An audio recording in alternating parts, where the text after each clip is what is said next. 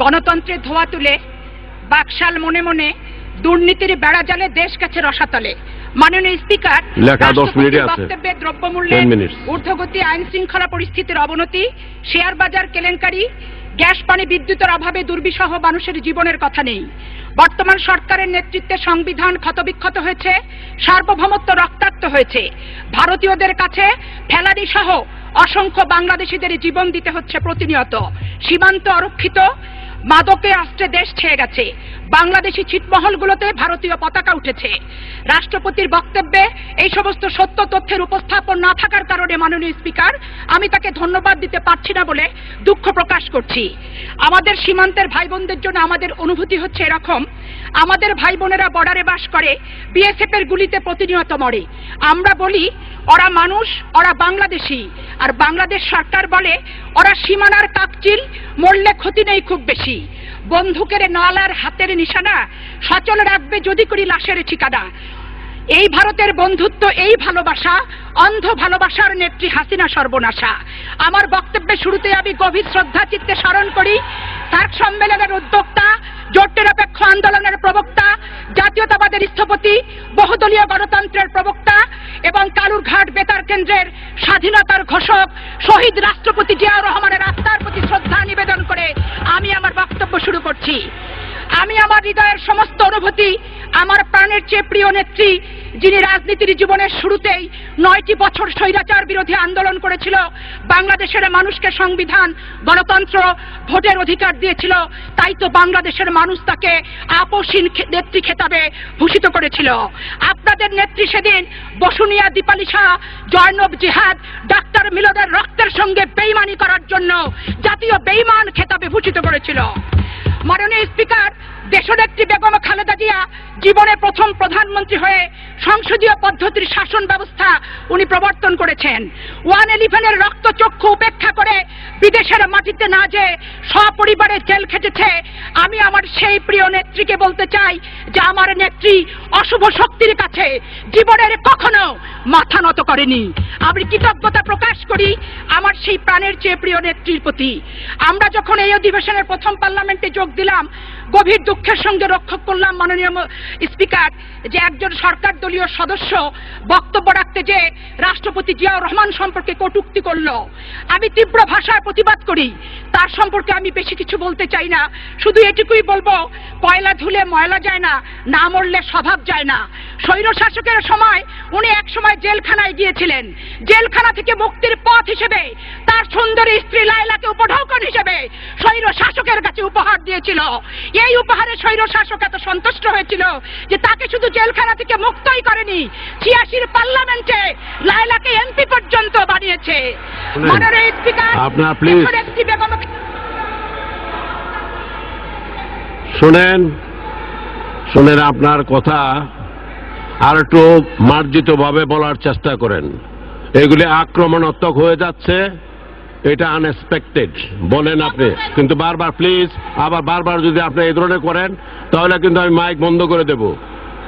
Mic বন্ধ করে দেওয়া হবে আপনার, যদি আপনি এভাবে আক্রমণাত্মক বক্তব্য রাখবেন না। জি বলেন। মাননীয় স্পিকার, দেশনেত্রী বেগম খালেদা জিয়া এই মহান জাতীয় সংসদে এসে বক্তব্য রেখেছে। তার বক্তব্য শুনতে যে তেজারি বেঞ্চের সম্মানিত মন্ত্রী বলেছেন নেত্রী কি ভোলা ধানের ভাত খেয়েছে নাকি, উনি মহিমা ফাহিমার দুর্নীতির কথা ভুলে গিয়েছেন।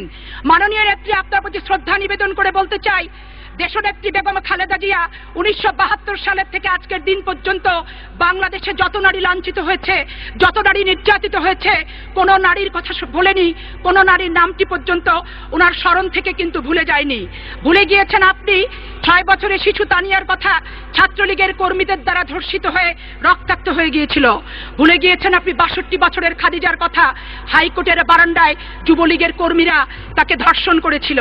ভুলে গিয়েছেন মাননীয় নেত্রী সেগুনবাগিচায় আমেরিকান কালচারাল সেন্টারে ছাত্র ইউনিয়নের যে ঘেরাও কর্মসূচি ছিল সেটিতে আপনি উপস্থিত হয়েছেন। সেদিনই ছাত্রলীগ যুবলীগের তাণ্ডব কি আপনি নিজের জীবন দিয়ে কিন্তু উপলব্ধি করেছেন। তৎকালীন সময়ে আওয়ামী লীগের দুঃশাসনের বক্তব্য সারা বাংলাদেশ ব্যাপী আপনি দিয়েছিলেন।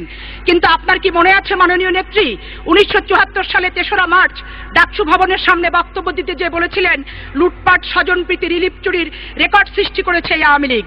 নূরে আলম সিদ্দিকী অকথ্য ভাষায় গালিগালাজ করেছিল। পরের দিন পত্রিকায় একটি নগ্ন কার্টুন বের হয়েছিল, যে কার্টুনটি আমার মুখে নিয়ে আসা সম্ভবপর নয়। মাননীয় নেত্রী আপনি আরো বলেছেন বিএনপি নাকি কৃষকের বুকে গুলি করেছে। আমি তীব্র ভাষায় প্রতিবাদ করতে চাই আপনার এই কথায়। কৃষক, শ্রমিক, মেহনতি মানুষের দল হচ্ছে বিএনপি। শহীদ রাষ্ট্রপতি জিয়াউর রহমান বাংলাদেশের মাটিতে কৃষকের জন্য অনেক উন্নয়নমূলক কর্মকাণ্ড করেছে। দেশনেত্রী বেগম খালেদা জিয়া এই বাংলাদেশে কৃষক, শ্রমিক, মেহনতি মানুষের নির্বাচনে তাদের ভোট নিয়েই কিন্তু পরপর 3 বার নির্বাচিত হয়ে প্রধানমন্ত্রী হয়েছে। আমাদের জাতীয়তাবাদের প্রজন্ম তারেক রহমান বাবার আদলে ছুটে গিয়েছিল গ্রামে গঞ্জে কৃষকের কাছে। বিএনপির দুর্ভাগ্য, বিএনপি যখন ক্ষমতায় আসে আওয়ামী লীগের মধ্যে একটি উচ্ছৃঙ্খল, একটি সন্ত্রাসী সংগঠন বিরোধী দল হিসেবে তারা পায়। 1991 সালে দেশনেত্রী বেগম খালেদা জিয়া যখন প্রধানমন্ত্রী হন তখন আপনারা এই মুহূর্তে দরকার তত্ত্বাবধায়ক সরকারের দাবিতে সংগঠন এই শব্দটা এক্সপান্ড করা হলো। সেদিন যে আপনি কৃষকের মন্ত্রী ছিলেন, কৃষকের নেত্রী ছিলেন, এই কথাটি কিন্তু চিরতরে ভুলে গিয়েছিলেন। তাই তো কৃষকের কাছে কিভাবে সার যাবে এ কথাটি একটিবারও কিন্তু আপনার মনে পড়েনি। আপনি একটা দিনের জন্য হরতাল প্রত্যাহার করেননি। দেশনেত্রী বেগম খালেদা জিয়া সেদিন মন্ত্রী পরিষদ সহ সকল এমপি এবং প্রশাসনের সকল স্তরের কর্মকর্তাদের বলেছিল যেভাবেই হোক হরতালের ভিতরে কৃষকের কাছে সার পৌঁছাতে হবে। সেদিন দেশনেত্রী বেগম খালেদা জিয়ার কথা শুনে হাজার হাজার ট্রাক ভরে কৃষকের দ্বারপ্রান্তে যখন সার পৌঁছেছিল তখন দেখা যায় ছাত্রলীগ, যুবলীগের জয় বাংলা স্লোগান দিয়ে কিছু শৃঙ্খল ছেলে কৃষকের সার লুট করার জন্য প্রতিমধ্যে কয়েকটি ট্রাক আটকে ধরে। আজকে যারা বলেন যে বিএনপি কৃষকের বুকে গুলি করেছে, বিএনপি কোনো কৃষকের বুকেই কিন্তু গুলি করেনি। সেদিনে দেখা গেছে জয় বাংলা স্লোগানধারী কিছু লুটেরারা যারা কৃষকের সার লুট করতে গিয়েছিল তাদেরকে প্রতিহত করা হয়েছে মাত্র, এর বেশি আর কিছু না। মাননীয় মন্ত্রী আপনি বক্তব্য দিয়েছেন যে কৃষকের এখন সারের কোনো অভাব নেই, সারের এখন পা গজিয়েছে, কৃষকের পিছনে পিছনে সার ছুটছে। কিন্তু দ্রব্যমূল্যের ঊর্ধ্বগতির বিষয় নিয়ে বাংলাদেশের প্রতিটি মানুষের যে মেরুদণ্ড ভেঙে গিয়েছে সেই নিয়ে কিন্তু আপনি একটি কথা বলেননি। মাননীয় মন্ত্রী আপনি বলেছেন জুডিশিয়াল সেপারেশনের কথা। জুডিশিয়াল সেপারেশন সে তো কাগজ কলমে একটি হাস্যস্কর বিষয়। বর্তমানে আদালত হচ্ছে দলীয় কর্মীদের দ্বারা নিয়োগপ্রাপ্ত, মাননীয় প্রধানমন্ত্রীর দ্বারা নিয়ন্ত্রিত রাজনৈতিক প্রতিহিংসা বাস্তবায়নের একটি প্রতিষ্ঠানে রূপান্তরিত হয়েছে।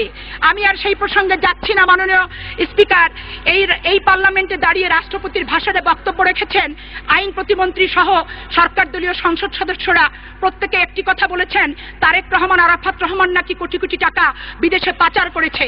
তীব্র ভাষায় আমি প্রতিবাদ করতে চাই আপনাদের এই বক্তব্যে এবং মাননীয় স্পিকার আপনার মাধ্যমে এই জাতীয় সংসদের সকল সদস্যদের আমি অবহিত করতে চাই তারেক রহমান, আরাফাত রহমান হচ্ছে শহীদ রাষ্ট্রপতি জিয়াউর রহমান, দেশনেত্রী বেগম খালেদা জিয়ার সন্তান।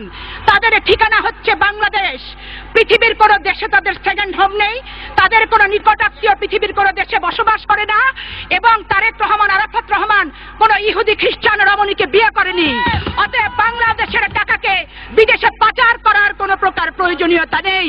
কিন্তু 1972 সাল থেকে শুরু করে আজকে যারা সাদা রমণীর খ্রিস্টান ইহুদিদের বিয়ে করেছেন, বিভিন্ন দেশকে দ্বিতীয় দেশ হিসেবে ব্যবহার করছেন তাদের বিত্ত বৈভব জীবন যাপনের জন্য 72 সাল থেকে শুরু করে আজকের দিন পর্যন্ত হাজার হাজার কোটি টাকা বিদেশে পাচার করছে, সেই তথ্য বাংলাদেশের মানুষ কিন্তু জানতে চায়। মাননীয় স্পিকার, গত অধিবেশনে যখন আমরা যোগ দিয়েছিলাম মাননীয় প্রধানমন্ত্রী একটি বক্তব্যে একটি বিষয়ের সূত্রপাত করেছিলেন যে ভুটান দূতাবাসের কাছে এমন বিচারক বিএনপি নিয়োগ দিয়েছে যে প্রস্রাব করেছে। একই ঘটনার পুনরাবৃত্তি করেছেন রাষ্ট্রপতির ভাষণে বক্তব্য দিতে যে আইন প্রতিমন্ত্রী মহোদয়। আমি এ প্রসঙ্গে বলতে চাই, ভুটান দূতাবাসের প্রাচীরে প্রস্রাব করার কারণে আইনের শাসন কিন্তু বিঘ্নিত হয় না, বিচার বিভাগের স্বাধীনতা নষ্ট হয় না।